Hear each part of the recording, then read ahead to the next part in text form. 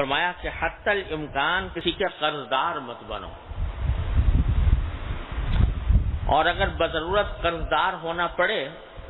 تو اس کے ادا کرنے کی فکر رکھو،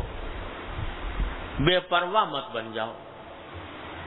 اور اگر قرض دینے والا تم کو کچھ کہے سنے تو صبر کرو، یعنی کوئی سختی کا معاملہ کرے تو صبر کرو کیونکہ اس کو کہنے کا حق ہے۔ تو پہلی بات تو یہ بیان فرمائی کہ حتی الامکان کسی کے قرضدار مت بنو، قرض کوشش کرو کہ دوسرے سے قرض لے کر دوسرے کا احسان اپنے سر پر نہ لو۔ اور حدیث میں رسول کریم سرور عالم صلی اللہ علیہ وسلم سے منقول ہے کہ آپ بکثرت دعا فرمایا کرتے تھے، اللہم انی اعوذ بک من المغرم والمأثم، یعنی اے اللہ میں آپ کی پناہ مانگتا ہوں مغرم سے، یعنی کسی کا مقروض بننے سے پناہ مانگتا ہوں، اور معصم اور کسی بھی گناہ سے پناہ مانگتا ہوں۔ یہ بہت کثرت سے دعا مانگا کرتے تھے، اللہم انی اعوذ بک من المغرم ومن المأثم۔ اور اس سے یہ بات بھی رسول کریم صلی اللہ علیہ وسلم نے سکھائی کہ ارے بھائی قرض دوسرے سے مانگو گے، کسی انسان سے مانگو گے، وہ دے یا نہ دے، اور اگر دے دیا تو ایک بوجھ دماغ پر آ گیا کہ اس کی ادائیگی کرنی ہے، اس سے بہتر یہ ہے کہ اس ذات سے مانگو کہ اللہ میں آپ کی پناہ مانگتا ہوں،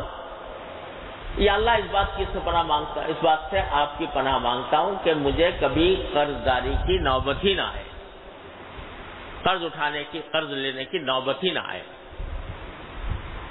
تو یہ باقاعدہ دعاؤں میں شامل فرمایا نبی کریم صلی اللہ علیہ وسلم نے، یہ بتانے کے لیے کہ بجائے انسانوں سے مانگنے کے، مخلوق سے مانگنے کے، اللہ سے مانگو، اے اللہ مجھے مقروض بننے سے بچائیے، میرے اوپر کسی کی دینداری نہ آئے، اور اللہ تبارک و تعالیٰ یہ دعا قبول فرمائے تو اس کے نتیجے میں انشاءاللہ ضرورت ہی نہیں پڑے گی۔ جس کام کے لیے دوسروں سے مانگنے جا رہے ہو تو اللہ تبارک و تعالیٰ انشاءاللہ وہ خود ہی تمہارے لیے پیدا فرما دیں گے۔ جب اللہ تبارک و تعالیٰ سے اس طرح مانگا جاتا ہے، جس طرح مانگا جاتا ہے، اے اللہ مجھے فلاں کام سے بچا لیجیے، دل سے مانگو، اور یہ اس یقین کے ساتھ مانگو کہ جس سے مانگ رہے ہو وہ تمہیں ضرور عطا فرمائے گا۔ تو ایسے طریقے سے اللہ تعالیٰ دیتا ہے کہ آدمی کو گمان بھی نہیں ہوتا۔ من یتق اللہ یجعل لہ مخرجا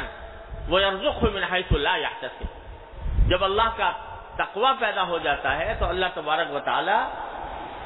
آدمی کے لیے کوئی نہ کوئی راستہ نکال دیتا ہے، ایسی جگہوں سے رزق عطا فرماتا ہے کہ انسان کو گمان بھی نہیں ہوتا۔ ہماری زندگی کے اندر بھی واقعات پیش آتے رہتے ہیں، دھیان نہیں جاتا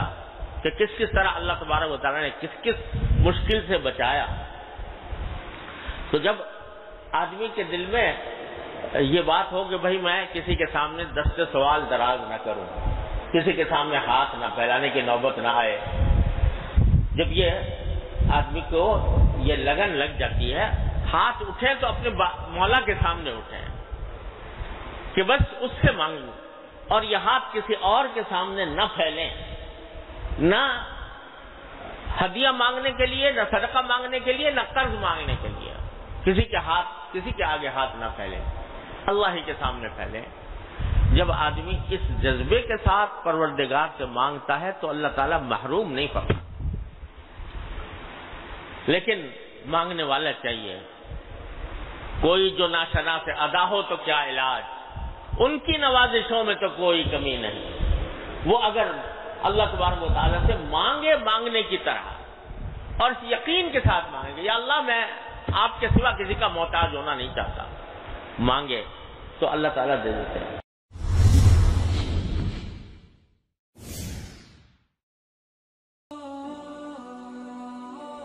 Thanks for watching. Please subscribe, like, share Mufti Sufyan.